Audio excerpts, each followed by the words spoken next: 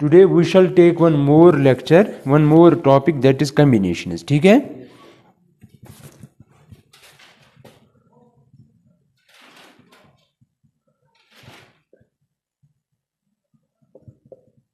Combinations. Combinations का क्या मतलब हुआ, यहां पे देखो, अगर आपके पास 3 प्लेयर्स हैं ए, बी और सी, कितने अवेलेबल है player?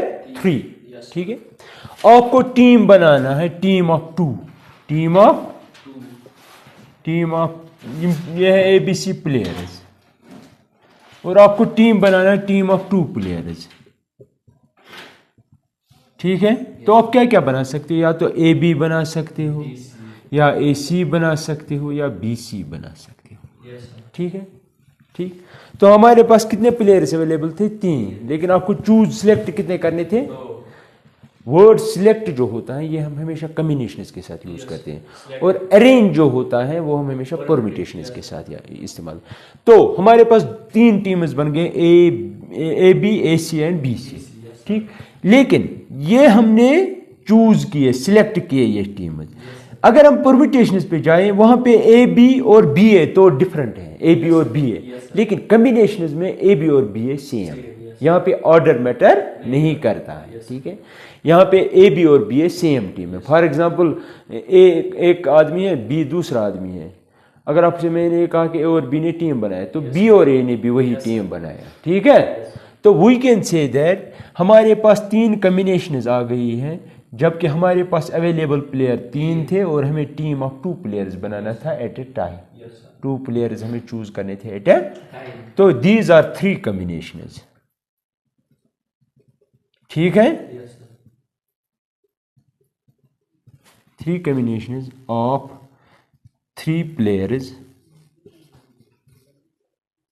taken 2 at a time, taken 2 at a time। ठीक, इसी तरह अगर आपके पास एक रूम है, क्या है? एक रूम है, इस रूम में फॉर एग्जांपल 5 आदमी, 5 people आर देयर। ठीक है, 5 persons आर देयर। जब 5 persons हैं, they hand shake with each other, they hand shake with each other. तो कितने सारे हैंडशेक्स बन सकते हैं? शाबाश। P1 है, याद रखना, P2 है, P3 है, P4 है और P5 है। ये अगर इसके साथ हैंडशेक करेगा तो ये इसके साथ करेगा, वो एक ही हैंडशेक हुआ। ये इसके साथ भी कर सकता है, ये इसके साथ भी कर सकता है, ये इसके साथ भी हैंडशेक कर सकता है।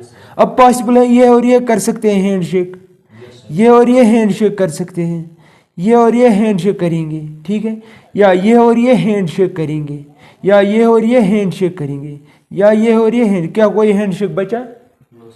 समझ रहे मेरी बात? तो इतने सारे, जितने मैंने यहाँ पे ये एरोज बनाए, इतने सारे हैंडशेक्स थे 5 persons के दरमियान पॉसिबल। ठीक है, तो ये कितने हैंडशेक्स बनेंगे, क्या आप बता सकते हो?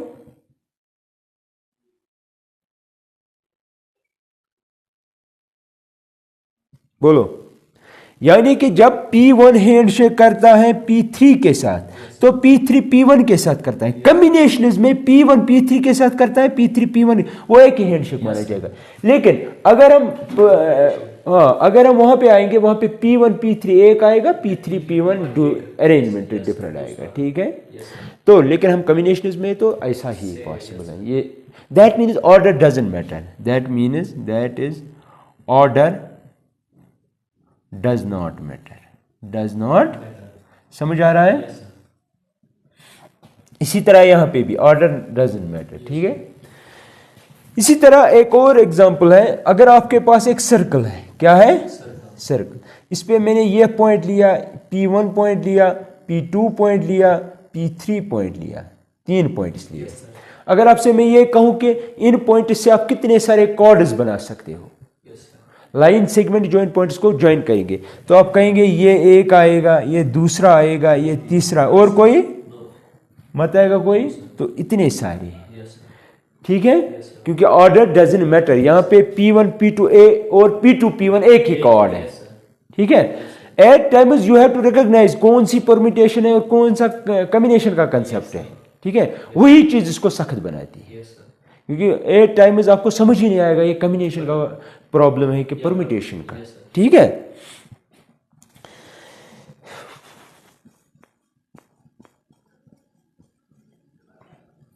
अब हम यहां पे आते हैं, आपके पास कितने अवेलेबल थे, तो मैं कहूंगा n आपके पास 3 था। सिलेक्ट कितने करने थे, तो और आपके पास 2 है, ठीक है। कॉम्बिनेशन कितनी बनी, तो इसको कहा लिखा जाता है ऐसे NC और that is 3C2 and that is equal to 3, ठीक है। अब देखो यहां पे ये एक कॉम्बिनेशन है, ये दूसरी है, ये तीसरी है, लेकिन जो भी आप कॉम्बिनेशन बनाते हैं वो 2 प्लेयर्स से बनाते हैं। लेकिन अगर आप परम्यूटेशन की बात करें, यहां पे इसमें कितनी सारी परम्यूटेशन पॉसिबल है, 2 फैक्टोरियल, एंड 2 फैक्टर मींस 2, यहां पे भी 2 फैक्टोरियल, यहां पे भी 2, लेकिन टोटल कॉम्बिनेशन आपके पास ये है, ठीक है। टोटल परम्यूटेशन कितनी आएगी, हम इसको 2 जो यहां पे 2 फैक्टोरियल 2 फैक्टोरियल से मल्टीपल करेंगे। आपको कॉम्बिनेशन में ज्यादा नंबर आ रहा है कि परम्यूटेशन में, परम्यूटेशन कॉम्बिनेशन में तो कम, वहां पे परम्यूटेशन में ए बी और बी ए डिफरेंट है, यहाँ पे एक ही है ए बी, वहां पे ए बी और बी ए तो डिफरेंट है, तो that means we have to multiple here. तो we can say that therefore इस केस में 3C2 into 2 factorial is equal to 3P2। आपको समझ आया मैंने क्या लिखा, हर एक कॉम्बिनेशन के 2 अरेंजमेंट्स बनते हैं, इसीलिए मैंने 2 फैक्टोरियल से मल्टीपल किया, क्योंकि मैंने जब इसको कॉम्बिनेशन को 2 फैक्टोरियल से मल्टीपल किया, ये परम्यूटेशन बन गई, नंबर ऑफ परम्यूटेशन है, क्योंकि परम्यूटेशन कितने बनेगी, 2 2 4 6 बनेगी। अब देखो यहां पे, क्योंकि इसका मतलब ये हुआ 3P2 जो है वो आएगा बराबर 2, अच्छा रखो ऐसे ही रखो, दैट मीन्स विच एम्प्लॉइज, ये कितना आया आपका यहाँ पे 3 और ये कितने आए 2, that is equal to 3P2, which implies 3P2 जो है दैट इज इक्वल टू 6, वो पॉसिबल भी है। समझ आ रहा है, आपने देखा मैंने परम्यूटेशन और कॉम्बिनेशन को कैसे कनेक्ट किया।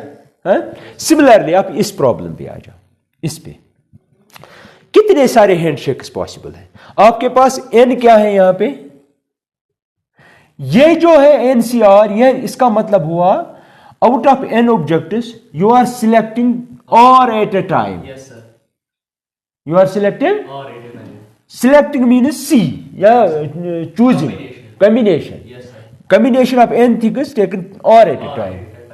समझ आया, तो इस तरीके से मैंने पिछला कंसेप्ट परम्यूटेशन और कॉम्बिनेशन कनेक्ट किए, ठीक है।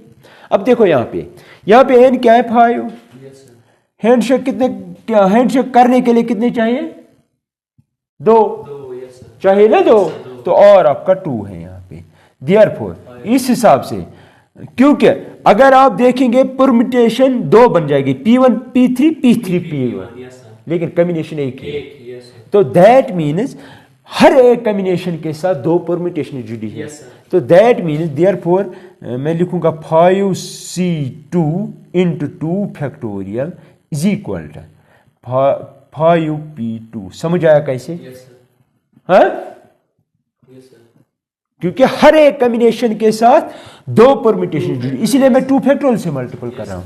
अब यहां पे आ जाओ, कितने सारे पॉइंट्स हैं, चूज कितने करने हैं, 2, एक कॉर्ड बनाने के लिए 2, ये कॉर्ड है, ये हर एक कॉर्ड है, ये कॉर्ड है, ये कॉर्ड है, तो 2, देयरफॉर मैं लिख सकता हूं 3C2 इंटू 2 पॉइंट्स, तो 2 factorial is equal to 3P2, ठीक है। लेकिन हमें जिस तरह NPR हमने डिफाइन किया था, n factorial divided bye n minus r factorial, NCR हमने अभी डिफाइन नहीं किया, मत किया, अभी मैं कंसेप्ट बिल्ड कर रहा हूं। अगर आप यहां पे देखेंगे, यहां पे जो मैं लिख रहा हूं, यहां पे क्या मैं ऐसे नहीं लिख सकता हूँ 3c2 is equal to 3p2 divided by 2 factorial? क्या यहाँ पे मैं ऐसे नहीं लिख सकता हूँ 5c2 is equal to 5p2 divided by 2 factorial? क्या मैं यहाँ पे नहीं लिख सकता हूँ 3c2 is equal to 3p2 divided by 2 factorial? लिख सकते हैं? ठीक, इसका मतलब हुआ in general you can write, in general you can write NCR is equal to NPR divided by, ये क्या है, ये है या ये है, लेकिन यहां पे हमने क्या लिया है R N, what do you mean by N? यहां पे 2 यहां पे 2 तो वहां पे R, तो डिवाइड किससे होगा 2 फैक्टोरियल से, तो R फैक्टोरियल। ये है इसकी फार्मूला, क्योंकि यहां पे आपको पता है N जो R जो होगा वो less or equal to N होगा और ग्रेटर आर इक्वल टू 0 हो सकता है। ठीक है, ये आपकी फार्मूला। अब मोर जनरली आप ऐसे मोर प्रिसाइजली आप ऐसे लिख सकते हो, NPR की फार्मूला है n factorial divided by n minus r factorial, है ना? NPR की फार्मूला ये है, लेकिन नीचे है ऑलरेडी r फैक्टोरियल। ठीक है, राइट डाउन ऑल दिस।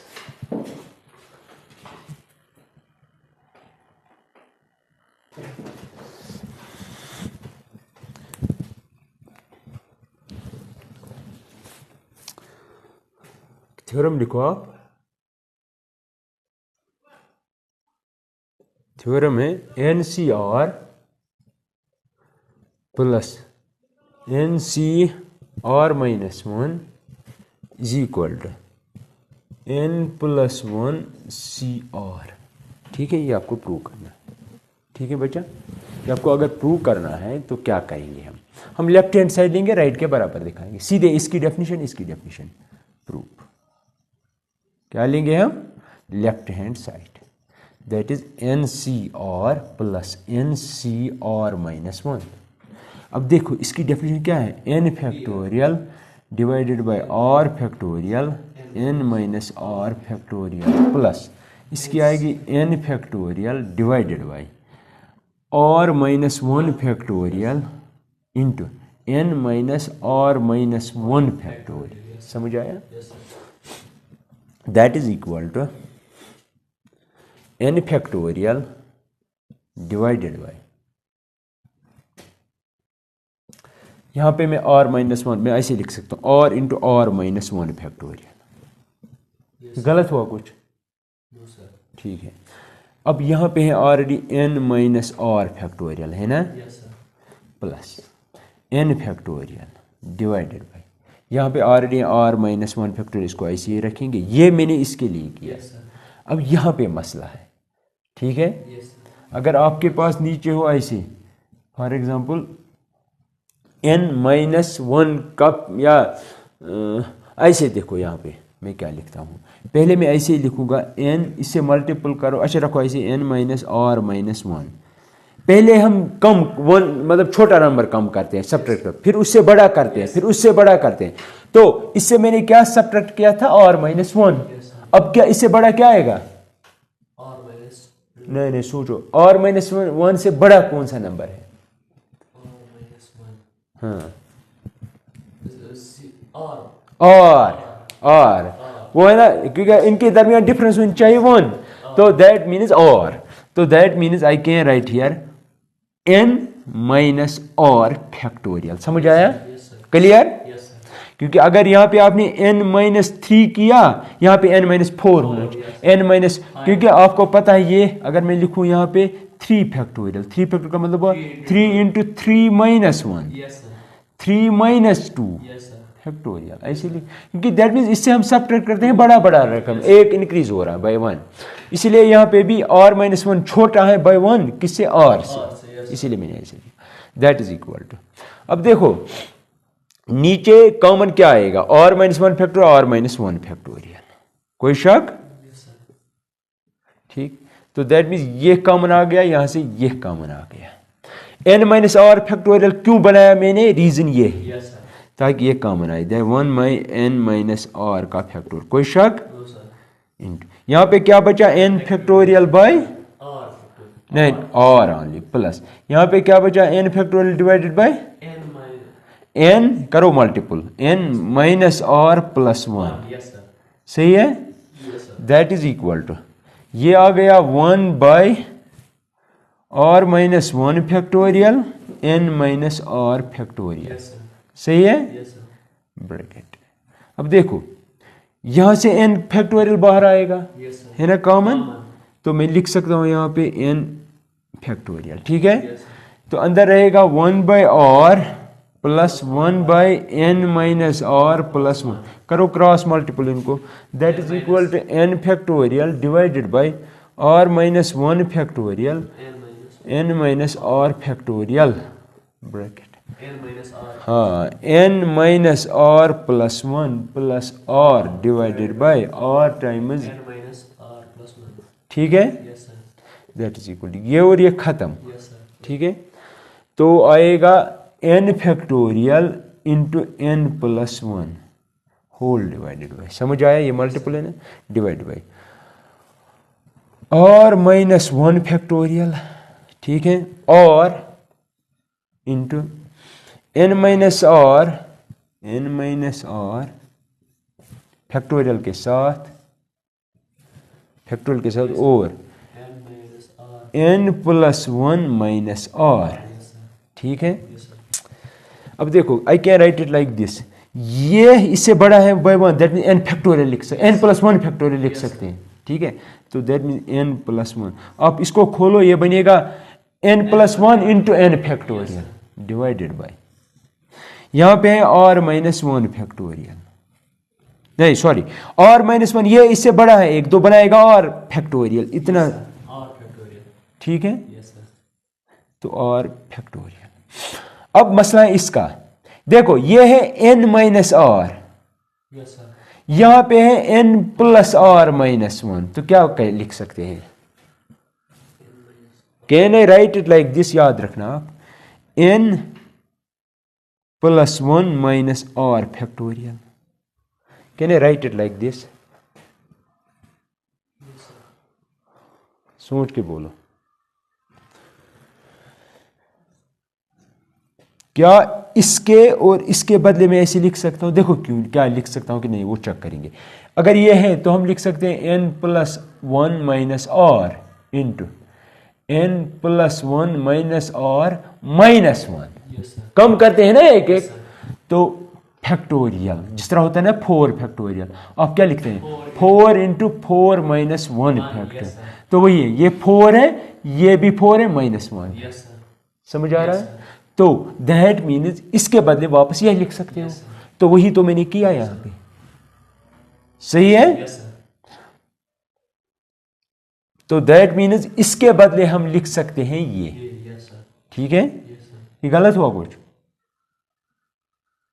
हाँ, ये और ये खत्म, तो क्या बनेगा, ये बनेगा n माइनस और n माइनस और, लेकिन n माइनस और वेट n माइनस,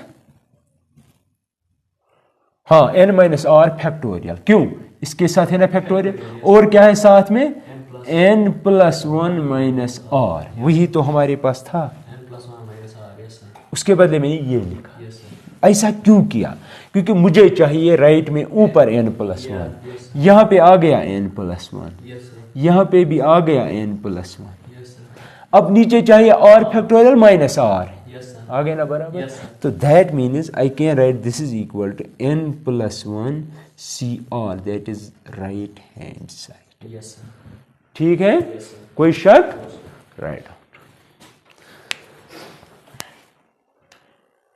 अगर कोई प्रॉब्लम है तो मुझे बताओ। Okay, let's take an example, important example है ये, बहुत अच्छी एग्जांपल है, example number 18 of textbook. A committee of 3 persons is to be constituted from the group of 2 men. आपको एक कमिटी बनानी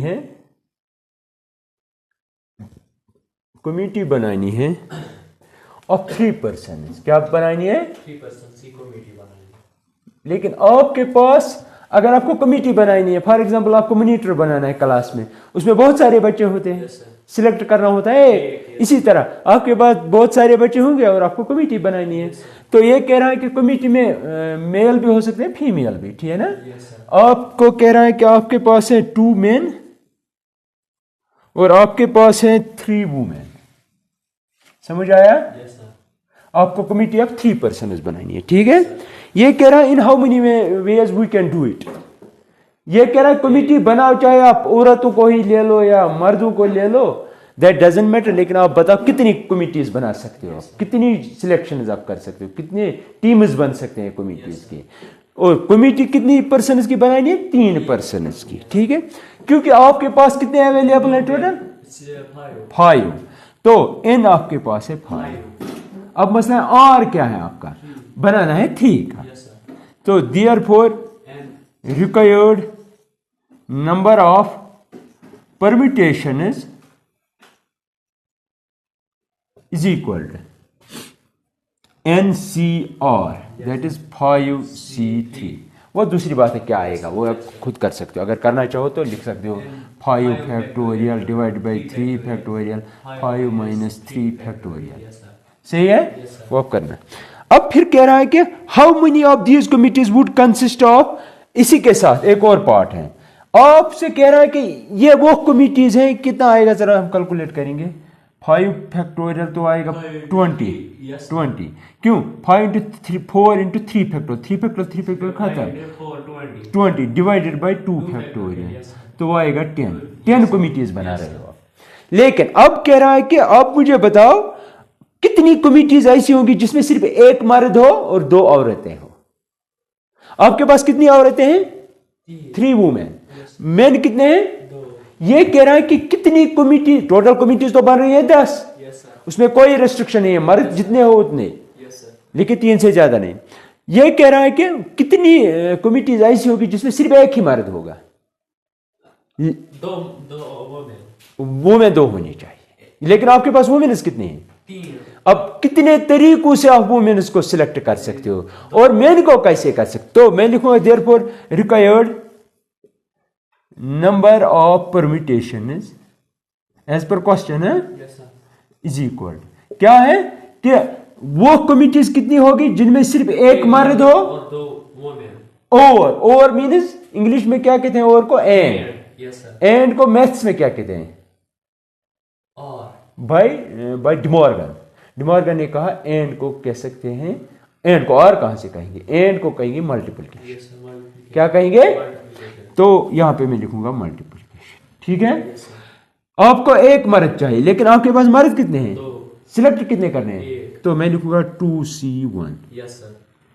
एंड औरतें कितनी चाहिए? 2।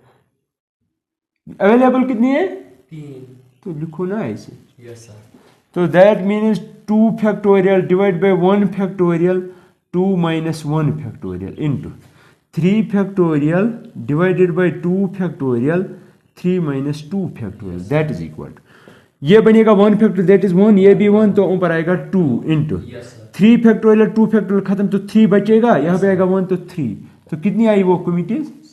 अब ये है ना कम इन कमिटीज से, क्योंकि ये वो कमिटीज हैं रिक्वायर्ड नंबर ऑफ परम्यूटेशन, ये वो कमिटीज हैं जिनमें 1 मैन एंड 2 वुमेन है। इसके बदले मैंने लिखा 2C1 एंड के बदले लिखा मल्टीप्लिकेशन 3C2। ठीक है, I think you should write it down. More example is there, example number 90। लेकिन 90 को डिस्कस करने से पहले I want to discuss something else. आपको पता है deck of 52 cards, deck of 52 cards, इसका मतलब आपने देखा है ना ताश पत्ती वगैरह वगैरह है, उसमें 52 कार्ड्स होते हैं। क्या होते हैं? और 52 कार्ड्स में 4 सूट्स होते हैं। कितने होते हैं? सूट्स। 4 सूट्स का मतलब है 4 डिफरेंट कलर्स होते हैं वहां पे कार्ड्स के। तो क्योंकि 52 है, 4 सूट्स हैं, वो इक्वली लाइकली होते हैं, यानी कि हर एक के बराबर हिस्सा होता है। फॉर एग्जाम्पल पहला हिस्सा दूसरा हिस्सा, तीसरा हिस्सा और चौथा हिस्सा। पहले मैं लूंगा स्पेड, पहला सूट। टोटल है 52 सूट्स कितने हैं? 4। वो कौन से सूट्स हैं? एक होता है स्पेड का हिस्सा, स्पेड में होते हैं 13। इसके बाद होता है हॉट, हॉट में भी होते हैं 13। ये नाम है इनका, मैं बताऊंगा अभी और डिटेल में। और डायमंड है, इसके भी होंगे 13। और क्या होगा?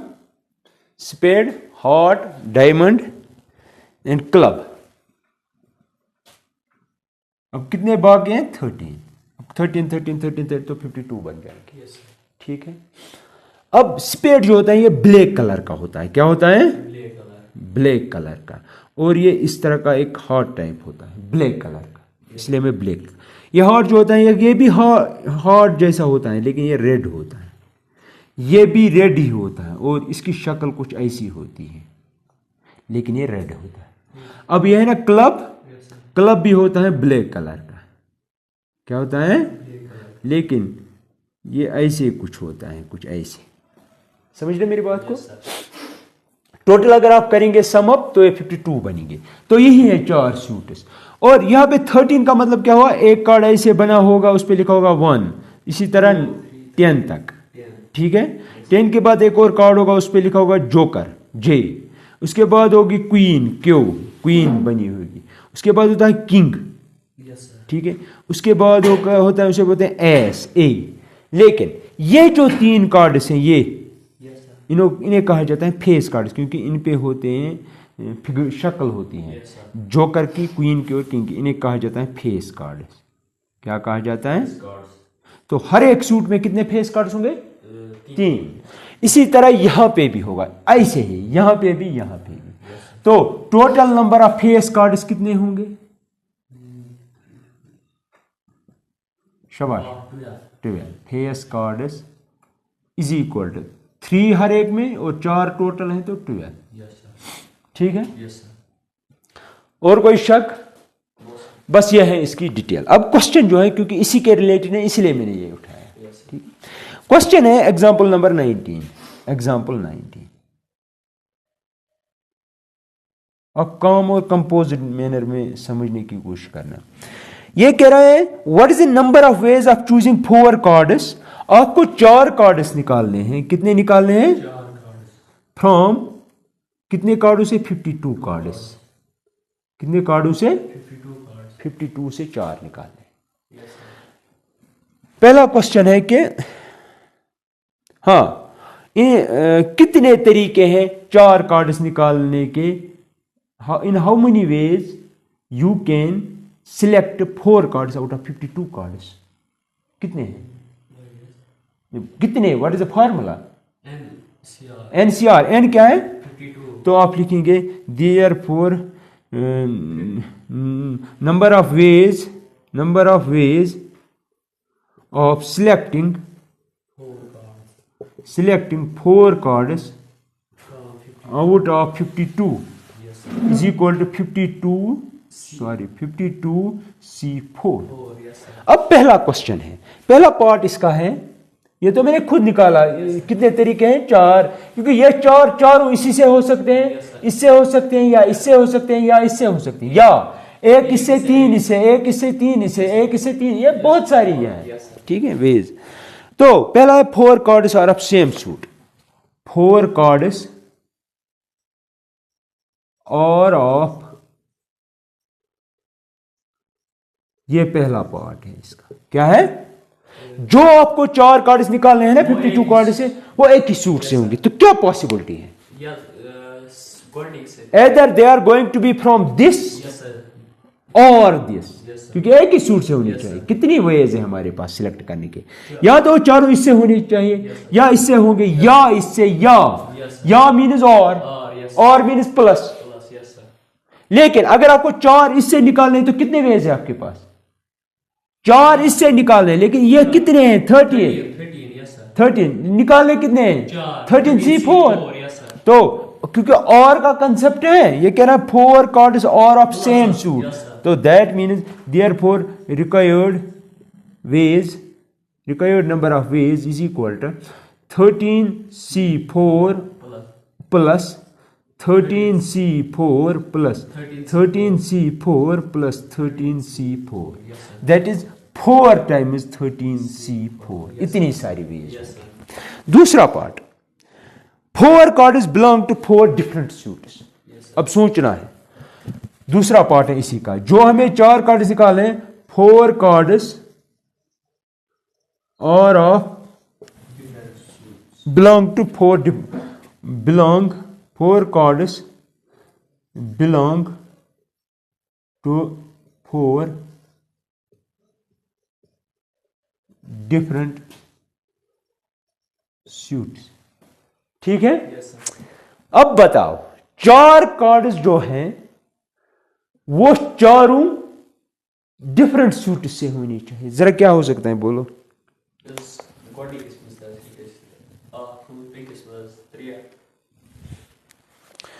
चार cards, 4 cards belongs to 4 different suits।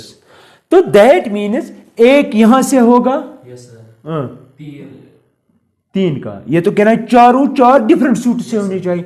एक इससे एंड, एक इससे एंड, एक इससे क्या और एंड, क्योंकि एंड समझ आया क्यों? क्योंकि एक तो हमें जरूरी इससे लेना, एक इससे, एक इससे, एक इससे, तो हम, लेकिन अगर आप एक इससे लेंगे तो कितनी वेज है सिलेक्ट करने की? 13। हाँ, तो therefore required number of veg is equal to 13C1 into 13C1 into 13C1 into 13C1। That is कितने हैं? सेम क्वांटिटी मल्टीपल की गई, फर्क है ये x है, x है, x है, x है, तो x रेज पर 4। तो that means 13C1 whole raise पर 4। समझ आया? ये खोलने की जरूरत नहीं है। ठीक है? अच्छा, एक और है, चलो लिखो पहले, ये सब लिखो जल्दी जल्दी। Let's take one more part of this question, that is part number 3rd। Part third कह रहा है कि are face cards, how many are, ये असल में क्वेश्चन है, in how many of these are face cards, are face cards, are face cards. अब मुझे बताओ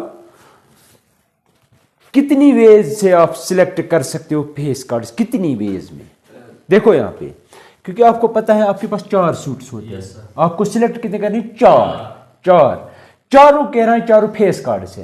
तो फेस कार्ड कितनी वेज में आप फेस कार्ड, आपको ये आइडिया आ रहा है जब मैं कहता हूं, आपको सोच रहा है, क्योंकि पहले में भी है 4 स्पेयर्ड हॉट, इसमें भी है 4 डायमंड, इसमें भी है 4 क्लब, इसमें भी है 4। वो चारों या इससे भी हो सकते हैं, या इससे, या इससे, या इससे, या ये भी हो सकता है एक इससे, 3 इससे, एक इससे, 3 इससे, एक इससे, या 2 इससे, 2 इससे, 2 इससे, 2 इससे, इसी तरह बहुत सारी पॉसिबिलिटीज हैं।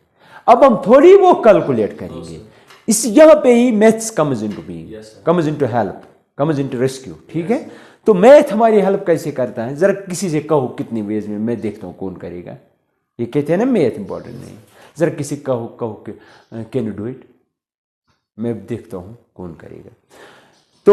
तो हम कहेंगे therefore required number of ways, required number of ways is equal to select